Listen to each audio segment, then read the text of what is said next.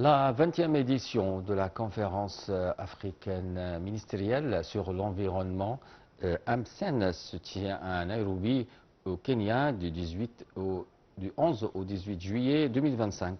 Cette session marque le 40e anniversaire de l'AMSEN et son thème est 4 décennies d'action environnementale en Afrique, réflexion sur le passé et imagination de l'avenir. Le thème de la conférence est axé sur les réalisations passées et les défis futurs de l'environnement en Afrique. Cette session constitue un moment clé pour dresser le bilan de 40 années de coopération environnementale régionale. Elle offre aux ministres africains en charge de l'environnement l'opportunité d'examiner les défis émergents, d'identifier les opportunités d'action à l'échelle du continent et d'explorer les voies de coopération pour porter les priorités de l'Afrique à l'échelle internationale. En outre, les ministres et les experts ont examiné les progrès réalisés dans la mise en œuvre des décisions adoptées lors des 18e et 19e sessions ordinaires et 10e session extraordinaire de la conférence et ont identifié les priorités environnementales de 2025 à 2027. Les travaux de cette conférence ont été sanctionnés par l'adoption d'une déclaration et un ensemble de décisions reflétant les discussions sur les différents points inscrits à l'ordre du jour. Les responsables ont appelé à une action plus rapide pour protéger les forêts, la biodiversité et les communautés africaines. Parallèlement, les appels à des réparations climatiques se sont multipliés, tout comme les demandes de responsabilisation des pollueurs et de financement direct des efforts de conservation menés par les populations autochtones. Plusieurs points importants ont été à l'ordre du jour de cette conférence, dont la présentation d'un bilan des 40 ans de la CMAE, et les participants ont évalué les réalisations et les défis rencontrés par cette conférence depuis sa création. Les intervenants ont essayé de définir les priorités environnementales de l'Afrique pour les années à venir et de discuter des positions africaines communes pour les prochaines rencontres internationales sur l'environnement.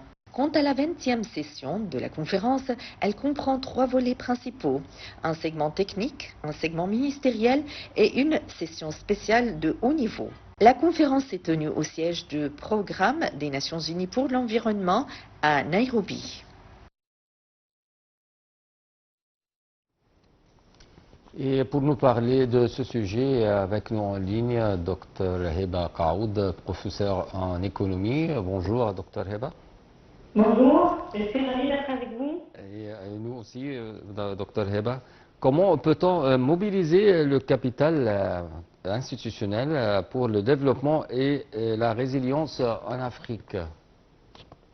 En fait, pour mobiliser le capital institutionnel en faveur du développement et de la résilience en Afrique, il est essentiel de renforcer les institutions existantes.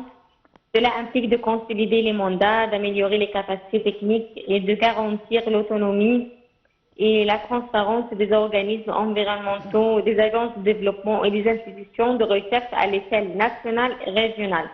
Aussi, il est très important de favoriser la coordination interinstitutionnelle, mettre en place des mécanismes efficaces de collaboration entre les ministères comme l'environnement, l'agriculture, l'énergie et les finances, les autorités locales, les secteurs privés, la société civile, les organisations communautaires. Des plateformes de dialogue régulières et des projets intersectoriels peuvent faciliter cette synergie. Aussi, il est très important d'investir dans le renforcement des capacités humaines, développer les expertises en matière de gestion environnementale, de planification du développement durable, d'évaluation des risques climatiques et de mise en œuvre de politiques. Cela passe par la formation, l'éducation et le partage des connaissances. Aussi, il est très important d'établir des cadres juridiques et politiques robustes, mettre en place des lois et des réglementations claires et applicables qui favorisent la protection de l'environnement, l'utilisation durable des ressources naturelles et la résilience face aux chocs climatiques. Enfin, il est très important d'appuyer la décentralisation et l'engagement local, habiliter les communautés locales et les autorités régionales à prendre des décisions éclairées sur la gestion de leurs ressources naturelles et à mettre en œuvre des solutions adaptées à leur contexte spécifique. Docteur Heba, c'est important aussi quand on parle de la nécessité de fournir un financement international équitable pour renforcer les efforts d'adaptation environnementale dans les pays du continent. Comment vous pensez aussi à ce point? Je suis tout à fait d'accord avec vous et pour atteindre cet objectif, plusieurs actions sont nécessaires. L'aider pour des engagements financiers plus ambitieux. Les pays africains et leurs alliés doivent continuer à exiger des pays développés qu'ils respectent et dépassent leurs engagements en matière de financement climatique, notamment l'objectif de 100 milliards de dollars par an. Simplifier l'accès aux fonds existants. Les mécanismes de financement climatique actuels sont souvent complexes et difficiles d'accès pour de nombreux pays africains.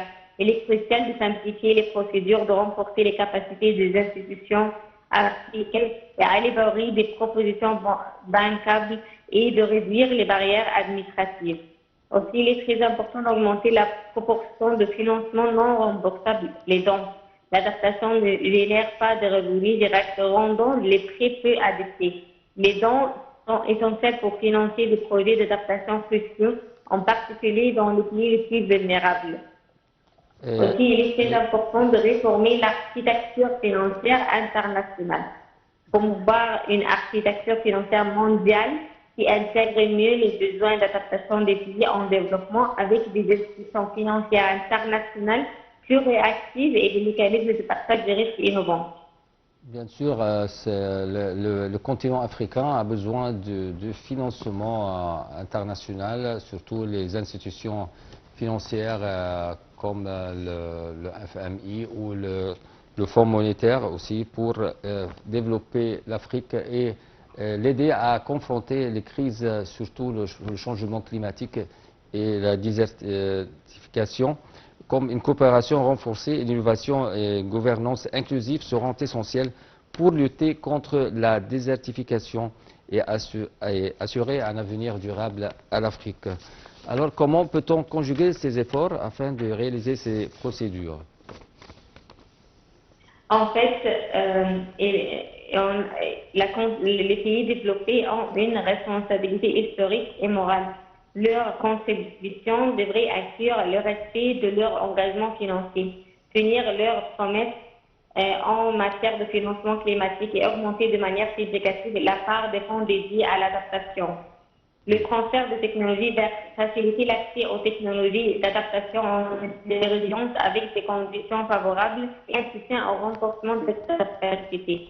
Plusieurs initiatives africaines, collaborer avec les institutions régionales africaines et les initiatives menées par l'Afrique pour assurer que les fonds sont alloués de manière efficace et qu'ils répondent aux priorités locales.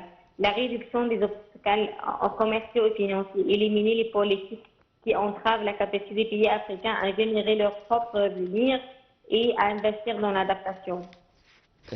Aussi dans ce point, quand vous avez parlé, Dr Heba, de la transfert des technologies et bâtir les capacités africaines. Alors, quelles sont les contributions égyptiennes dans ces deux domaines? Comment l'Égypte peut contribuer au transfert des technologies aux pays africains? L'Égypte, en tant que pays africain avec une expertise significative dans plusieurs domaines, peut jouer un rôle important dans le transfert des technologies et le renforcement des capacités sur le continent. Ces contributions pourraient inclure le partage d'expertise en gestion de l'eau. L'Égypte, confrontée à des défis hydriques importants, a développé une expertise avancée en matière de gestion de l'eau, d'irrigation moderne, de dessalement et de traitement des eaux usées. Elle peut partager ces technologies et former des experts africains. Agriculture résiliente au climat. L'Égypte a une longue histoire agricole et a développé des techniques d'adaptation au climat aride et semi-aride, notamment en matière de culture sous air, d'utilisation de semences résistantes à la sécheresse et de pratiques d'agriculture de précision. Ces connaissances peuvent être transférées. Aussi, l'Égypte a investi massivement dans les projets d'énergie solaire et éolienne. Elle peut partager son expérience dans la planification, la mise en œuvre de l'exploitation de ces infrastructures, ainsi que dans le développement des compétences locales.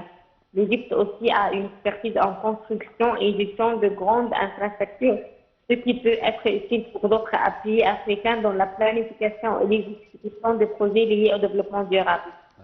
Aussi, l'Égypte peut proposer des programmes de formation, des ateliers et des bourses d'études dans ses universités et centres de recherche spécialisés dans le domaine de l'environnement, de l'ingénierie pour les étudiants et professionnels africains. Enfin, il est très important de collaborer avec des institutions de recherche africaines sur des projets de R&D qui répondent aux besoins spécifiques du continent en matière de technologie durable. L'Égypte aussi a aidé dans le barrage en Tanzanie pour les sources hydrauliques de la Tanzanie. On aide aussi les pays africains pour la sûreté hydrique de l'eau dans ces pays, dans plusieurs pays africains. Il y a une grande coopération entre l'Égypte et ces pays africains. Oui, tout à fait. Alors, docteur Heba, nous sommes ravis d'être avec nous et pour toutes ces informations. C'est mon plaisir, merci. Merci, vous êtes. Alors, une pause et on va passer pour une pause et puis on va retourner au programme.